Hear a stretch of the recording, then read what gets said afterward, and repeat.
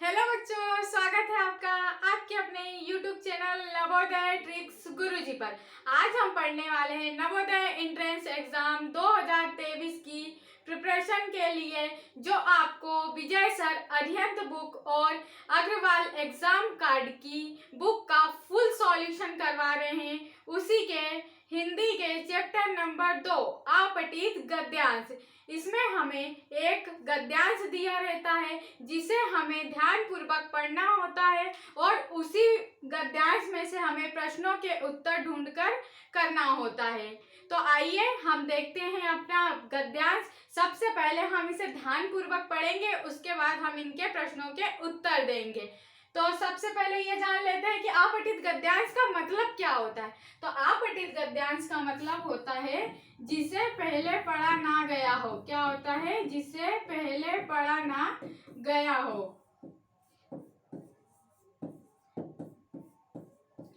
तो ये जो पैराग्राफ दिया रहता है ये हम कभी पहले पढ़ते नहीं है, इसी में हमें दिया रहता है और इसे हमें ध्यानपूर्वक पढ़ना पड़ता है और उसके बाद इनके प्रश्नों के उत्तर देना पड़ता है। तो हम सबसे पहले अपना गद्यांश पढ़ेंगे, फिर इसके प्रश्नों के उत्तर देंगे। तो हमारा जो गद्यांश है वो क्या दिया गया है? पिछली शताब्दी में प्रश्न लेखन ने एक कला का रूप ले लिया है। डाक व्यवस्था के सुधार के साथ पत्रों को सही दिशा देने के लिए विशेष प्रयास किए गए हैं। पत्र संस्कृति विकसित करने के लिए स्कूली पाठ्यक्रमों में पत्र लेखन का विषय भी शामिल किया गया है। इसका मतलब क्या है? पत्र लेखन को विशेष तौर पर बढ़ावा देने के लिए हमारी पुस्तकों में जैसे कि आवेदन पत्र आते हैं या हम कहीं पर जाते हैं तो जैसे किसी के पापा का स्थानांतरण होता है, कोई व्यक्ति लिखता है कि हमें स्थानांतरण के लिए आवेदन, इस प्रकार से क्या हो गया है, आजकल पुस्तकों में पत्र लेखन का प्रचलन चालू हो गया है। बढ़ते हैं। भारत ही नहीं दुनिया के कई देशों में यहाँ प्रयास चले और विश्व डाक संघ ने अपनी ओर से भी अनेक प्रयास किए। विश्व डाक संघ की ओर से 16 वर्ष से कम आयु वर्ग के बच्चों के लिए पत्र लेखन प्रतियोगिताएं आयोजित करने का सिलसिला सन 1972 से शुरू किया गया। यहाँ सही है कि खास तौर पर बड़े शहरों और महानगरों में संचार साधनों के तेजी विकास तथा अन्य कारणों की आवाजाही प्रभावित हुई। इस देहाती दुनिया आज भी, देखिए आगे बढ़ते हैं, हमारे दुनिया आज भी पत्रों से ही चल रही है। मतलब क्या है, जो पुराने लोग थे पहले वो किसी को पत्र लिखते थे तो पत्र पहुंचने में कितना ज़्यादा समय लगता था, कभी कभी 10 दिन में भी पहुंच जाते थे और कभी कभी उनको लगना 1 महीना भी लग जाता था। इसी प्रकार से और आज का ज़माना आ गया तो हम किसी को कॉल कर सकते हैं तो 2 मिनट भी नहीं लगेगा और उससे बात हो जाएगी। या हम किसी को कुछ भेजना चाहते हैं तो आजकल तो व्हाट्सएप आ गया है, हम व्हाट्सएप के द्वारा भी किसी भी इमेज को किसी के पास भेज सकते हैं। इसी प्रकार से फैक्स, ईमेल, टेलीफोन तथा मोबाइल ने पत्रों की तेजी को रोका है, पर व्यापारिक डाक की संख्या लगातार बढ़ रही है। पत्र व्यवहार की परंपरा भारत में बहुत पुरानी है।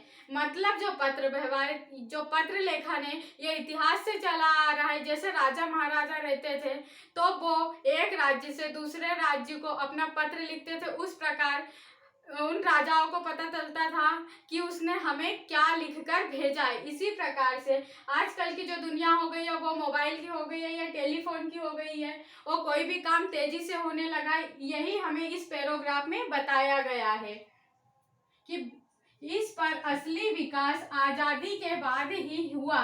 तमाम सरकारी विभागों की तुलना में सबसे ज्यादा गुडविल डाक विभाग की ही है। इसकी एक खास वजह यह भी है कि यहाँ लोगों को जोड़ने का काम करता है, घर घर तक इसकी पहुंच है। संसार के तमाम उन्नत साधनों के बाद भी पत्रों की हैसियत बरकरार है। मतलब कि आज भी कोई यदि सरकारी काम होता है तो उनके लेटर भेजे जाते हैं और वो डाकिया के द्वारा घर घर पहुंचाए जाते हैं। आज भी पत्र लेखन की प्रणाली चली आ रही है। शहरी इलाकों में आलीशान हवेलियां हो या फिर झोपड़ियों में रह रहे लोग, दुर्गम जंगलों में घिरे गांव हो या फिर बर्फदारी के बीच जी रहे पहाड़ी के लोग।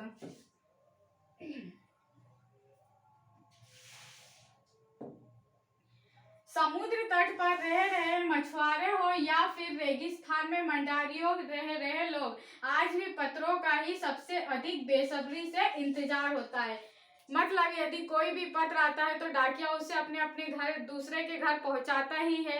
इसी प्रकार हमने इस पैराग्राफ को अच्छी तरह से पढ़ लिया है। अब हम इनके प्रश्नों के उत्तर देंगे। तो देखिए, इसमें हमसे पहला प्रश्न पूछा गया है, पत्र लेखन ने पिछली शताब्दी में क्या रूप ले लिया है। तो जो पत्र लेखन है इसने क्या ले लिया है, पत्र लेखन ने एक कला का रूप ले लिया। तो इसका राइट आंसर क्या होगा, ऑप्शन नंबर बी इसका राइट आंसर होगा। बढ़ते हैं नेक्स्ट क्वेश्चन की ओर। नेक्स्ट क्वेश्चन है हमारा, पत्र संस्कृति विकसित करने के लिए क्या किया गया है। तो ऑप्शन नंबर ए दिया गया है डाकघर का आरंभ, ऑप्शन नंबर बी है मोबाइल का प्रयोग, ऑप्शन नंबर सी है विश्व डाक संघ का आरंभ, ऑप्शन नंबर डी है स्कूली पाठ्यक्रम में पत्र लेखन सम्मिलित। तो क्या है, पत्र संस्कृति को विकसित करने के लिए अभी हमने आपको बताया कि इसे पुस्तकों में भी छापा जाने लगा है, जिससे कि बच्चे इससे अवगत हो सके और उन्हें ज्यादा से ज्यादा इसके बारे में पता चल सके। तो इसका राइट आंसर क्या होगा, ऑप्शन नंबर डी स्कूली पाठ्यक्रम में पत्र लेखन सम्मिलित है। नेक्स्ट क्वेश्चन है हमारा, विश्व डाक संघ की ओर से सन 1972 में क्या आरंभ किया गया। ऑप्शन नंबर ए है व्यापारिक डाक संख्या का विकास, ऑप्शन नंबर बी है मोबाइल का विकास, ऑप्शन नंबर सी है पत्र लेखन प्रतियोगिता का आयोजन, ऑप्शन नंबर डी है उन्नत साधनों का विकास। तो इससे हमें देखिए, इसमें दिया गया है पत्र लेखन प्रतियोगिता आयोजित करने का जो सिलसिला है वो 1972 से शुरू किया गया। यही हमसे पूछा गया है कि विश्व डाक संघ की ओर से सन 1972 में क्या आरंभ किया गया। तो इसका राइट आंसर क्या होगा, ऑप्शन नंबर सी पत्र लेखन प्रतियोगिता का आयोजन किया जाने लगा है। नेक्स्ट क्वेश्चन है हमारा, पत्रों की तेजी को किसने रोका है। ऑप्शन नंबर ए है फैक्स ने, ऑप्शन नंबर बी है ईमेल ने, ऑप्शन नंबर सी है टेलीफोन व मोबाइल ने, ऑप्शन नंबर डी है उपरोक्त सभी ने। इसका राइट आंसर क्या होगा, ऑप्शन नंबर डी इसका राइट आंसर होगा। फैक्स, मोबाइल आदि के द्वारा एक स्थान से किसी भी चीज को तुरंत फोटो खींच के या कुछ भी द्वारा हम दूसरे व्यक्ति को तुरंत पहुंचा सकते हैं। तो इसने क्या कर दिया है, पत्रों की तेजी को रोक दिया है। नेक्स्ट क्वेश्चन है हमारा, पत्रों की संख्या कहाँ लगातार बढ़ रही है। तो इसका राइट आंसर क्या होगा, जो पत्रों की संख्या है कहाँ लगातार बढ़ रही है, तो व्यापारी, ऑप्शन नंबर ए हमारा संचार साधनों की संख्या, ऑप्शन नंबर बी है व्यापारिक डाक की संख्या, ऑप्शन नंबर सी है डाकियों की संख्या और ऑप्शन नंबर डी है इनमें से कोई नहीं। तो इस गद्यांश को यदि आपने ध्यान से पढ़ा होगा तो आप देख सकते होंगे कि व्यापारिक डाक की संख्या लगातार बढ़ रही है। तो इसका राइट आंसर क्या होगा, ऑप्शन नंबर बी इसका राइट आंसर होगा। बढ़ते हैं हमारे नेक्स्ट क्वेश्चन। नेक्स्ट गद्यांश दिया हुआ है हमें। अब इस गद्यांश को अभी हम पहले ध्यान पूर्वक पढ़ते हैं, फिर इनके प्रश्नों का उत्तर हम सही से देंगे।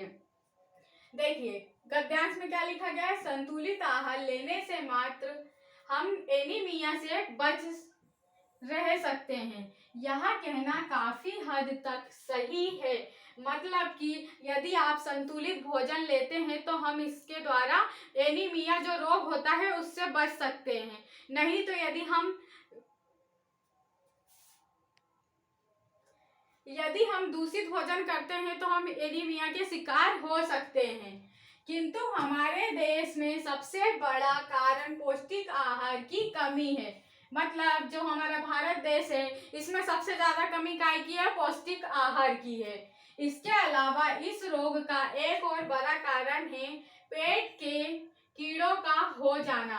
मतलब कि एनीमिया जो रोग हो जाता है उसमें क्या हो जाते हैं, पेट में कीड़े हो जाते हैं। ये कीड़े प्रायः दूषित जल और खाद्य पदार्थों के द्वारा हमारे शरीर में प्रवेश करते हैं। अतः इससे बचने के लिए यह आवश्यक है कि हम पूरी सफाई से बनाए गए खाद्य पदार्थों को ग्रहण करें। इसका मतलब क्या है कि हमें साफ सुथरा और पौष्टिक आहार ग्रहण करना चाहिए। दूषित यदि हम भोजन ग्रहण करते हैं तो हम एनीमिया के शिकार हो सकते हैं।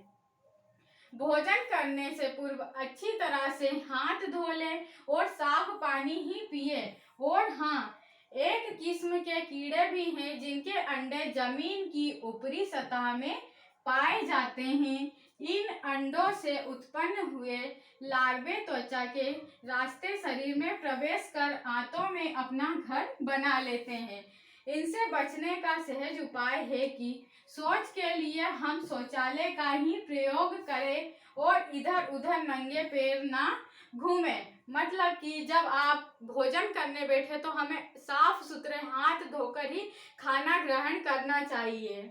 और यदि आप शौचालय जाते हैं तो चप्पल पहनकर बाहर निकले नहीं, तो ये ऐसे कीड़े होते हैं जो हमारे शरीर में, उनके अंडे जो होते हैं शरीर में रास्ते के द्वारा प्रवेश कर जाते हैं। इस गद्यांश को हमने सही तरीके से पढ़ लिया। अब हम इनके प्रश्नों को सॉल्व करेंगे। तो देखिए, पहला प्रश्न पूछा गया हमसे, भारतवर्ष में एनीमिया का मुख्य कारण क्या है। ऑप्शन नंबर ए दिया गया है आपको, खान पान की कमी। ऑप्शन नंबर बी है सफाई की कमी। ऑप्शन नंबर सी है पौष्टिक आहार की कमी। और ऑप्शन नंबर डी है वातावरण की कमी। तो इसका राइट आंसर क्या होना चाहिए। देखिए, संतुलित आहार लेने के लिए मात्र एनीमिया से बचे। और जो है भारतवर्ष में सबसे एनीमिया का मुख्य कारण क्या है, पौष्टिक आहार की कमी। बढ़ते हमारे नेक्स्ट क्वेश्चन की ओर। नेक्स्ट क्वेश्चन है हमारा, पेट में कीड़े के होने का क्या कारण है। अभी हमने आपको बताया कि यदि हम हाथ धोकर खाना नहीं खाएंगे तो जो कीड़े हैं लार्वे के द्वारा हमारे शरीर में प्रवेश कर जाते हैं, जिससे हमें एनीमिया रोग हो सकता है। तो इसमें आपका ऑप्शन दिया गया है, ऑप्शन नंबर ए पेट दर्द, ऑप्शन नंबर बी है दूषित हवा, ऑप्शन नंबर सी है एनीमिया और ऑप्शन नंबर डी है बुखार। तो इसका राइट आंसर क्या होना चाहिए, पेट में कीड़े के होने का क्या कारण है। मतलब पेट में यदि हमारे कीड़े होंगे तो हम एनीमिया के शिकार हो सकते हैं। तो इसका राइट आंसर क्या होगा, ऑप्शन नंबर सी इसका राइट आंसर होगा। बढ़ते हमारे नेक्स्ट क्वेश्चन की ओर। नेक्स्ट क्वेश्चन है हमारा, नंगे पैर घूमने से क्या होता है। आपको दिया गया है ऑप्शन नंबर ए कीड़े काट लेते हैं। ऑप्शन नंबर बी दिया हुआ है कीड़े मर जाते हैं। ऑप्शन नंबर सी है पैर गर्म हो जाते हैं। और ऑप्शन नंबर डी है कीड़ों के अंडे शरीर की त्वचा से आंतों में प्रवेश कर जाते हैं।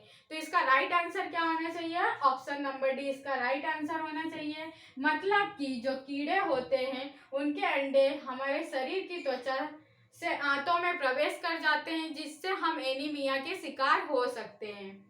नेक्स्ट क्वेश्चन है हमारा, एनीमिया से बचने का उपाय क्या है। तो आपको इसके ऑप्शन दिए गए हैं। ऑप्शन नंबर ए है अच्छे से हाथ धोना। ऑप्शन नंबर बी है साफ पानी पीना। ऑप्शन नंबर सी है नंगे पांव ना घूमना। और ऑप्शन नंबर डी है उपरोक्त सभी।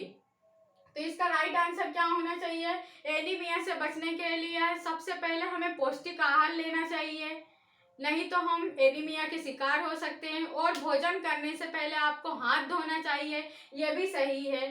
साफ पानी पीना चाहिए, ये भी सही है।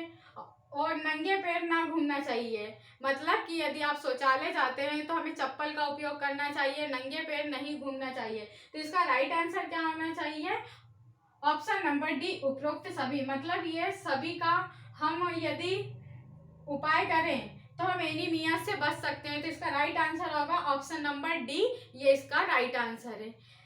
बच्चों, यदि आपको यह वीडियो पसंद आया हो तो हमारे वीडियो को लाइक करें और हमारे चैनल नवोदय ट्रिक्स गुरुजी को जरूर सब्सक्राइब कर ले,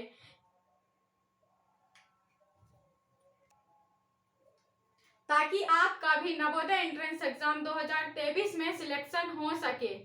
थैंक यू बच्चों।